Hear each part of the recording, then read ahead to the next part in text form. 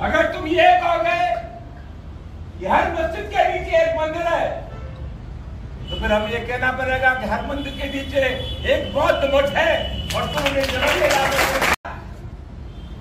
जहां मुसलमानों से ज्यादा हिंदुओं की तादाद होती जाने वालों। मुगलों के आने से पहले भी कहा जाए इसके नीचे भी मंदिर है। वो बाबा साहब डॉक्टर अम्बेडकर को जो मानते हैं उससे मैं कहना चाहूंगा, मोहल्लों में एक प्रचार कर देना तो बड़ा खतरनाक मामला है। अगर तुम ये कहोगे कि हर मस्जिद के नीचे एक मंदिर है, तो फिर हम ये कहना पड़ेगा कि हर मंदिर के नीचे एक बौद्ध मठ है और तुम उन्हें जगह बड़े मुर्दे मत उखाड़ो, करते बड़े उखाड़ोगे तो भारी पड़ जाएगा। अभी बहुत गया में आंदोलन चल रहा है, क्या बात का आंदोलन चल रहा है। वक्त का कानून हमारे देश में आया और कहा गया 3 हिंदुओं के नुमाइंदे भी इस वक्त में रहेंगे। जैन धर्म है, सनातन धर्म है। अगर कोई ट्रस्ट बनता है किसी मजहब का, धर्म का, तो उसी मजहब के लोग उसमें रहते हैं। वक्त में 3 सनातनी रहेंगे, क्यों रहेंगे? वक्त इस्लाम को मानने वालों का है। बौद्ध गया में क्या आंदोलन चल रहा है? वो जो बौद्ध मठ है उसमें हिंदुओं के नुमाइंदे हैं, कलेक्टर उसका संरक्षक है। और बड़े लंबे समय से ये मांग हो रही है कि इसकी इंतजामिया कमेटी में बौद्ध होने चाहिए। बौद्धों को नहीं रखा जा रहा है। समाजवादी पार्टी की है जो बैठक हो रही है, जो बाबा साहब डॉक्टर अम्बेडकर को याद कर रही है, इस बैठक के मार्फत हमें संदेश देना चाहिए बौद्ध भिक्षुओं को।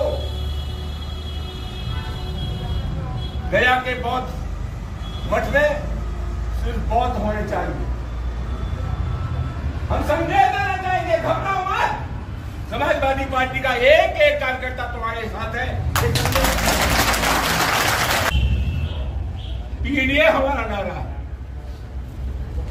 और आजकल जो लड़ाई चल रही है वो लड़ाई पीडीए की है। कुछ लोग सामाजिक डेमोक्रेसी के लोग हैं। अभी परसों एक बैठक हुई तो तलवार हथियार थोड़ा मैंने पढ़ा है, खाएंगे भी 2 तलवार। छतरी का धर्म तो गरीब की इमदाद कर रहे हैं, मदद कर रहे हैं। ये पास में भरतपुर, यहाँ भरतपुर के राजा सूरजमल की तलवार ने अंग्रेज का सर काटा, किसी गरीब का सर नहीं काटा। हमने तो 3 सेनाएं पड़ी थी, वायु सेना, थल सेना और जल सेना। अब एक नई सेना पैदा हो गई है। हमारी हाथ जोड़ के प्रार्थना है, चीन ने हमारी जमीन पर कब्जा कर दिया। अरुणाचल प्रदेश को चीन अपने हिस्से में दिखाता है। ये जो रणबांकुर है बड़ी सेना के, हिंदुस्तान की सरहद पर चले जाओ, चीन से हमको बचाओ, वरना तुमसे ज्यादा नकली दुनिया में कोई हो नहीं सकता। हिंदुस्तान की जमीन चीन से,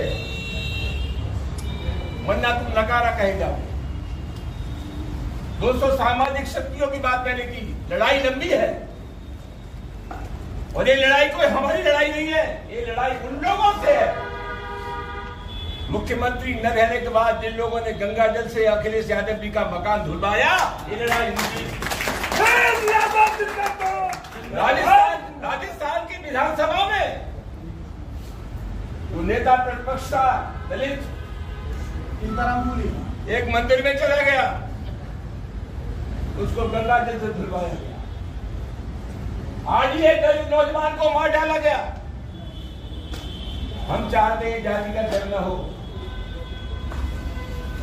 ये लड़ाई उन लोगों से है जो हिंदुस्तान के मुसलमानों को बाबर की औलाद बताते हैं। हम कहना चाहते हैं, जब जब इस देश की दाव पर लगी है, हिंदुस्तान के मुसलमान ने साबित कर दिया है कि इस देश की मिट्टी से जितनी मोहब्बत हिंदू को है, उससे कम मोहब्बत तो लड़ाई लंबी है। इसलिए तो हमने कह दिया कि हिंदुस्तान के मुसलमान ने तो कभी बाबर को अपना आदर्श नहीं माना, तो मोहम्मद साहब को अपना आदर्श मानते, दूसरे संतों को मानते, तो हमें कुछ किया आगे।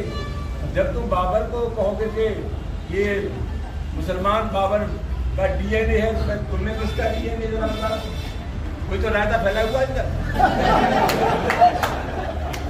दोस्तों, आगे आने वाले समय में समाजवादी पार्टी के राष्ट्रीय अध्यक्ष श्री अखिलेश यादव जी 19 अप्रैल को आ रहे हैं। लड़ाई का मैदान तैयार होगा, दोनों हाथ होंगे।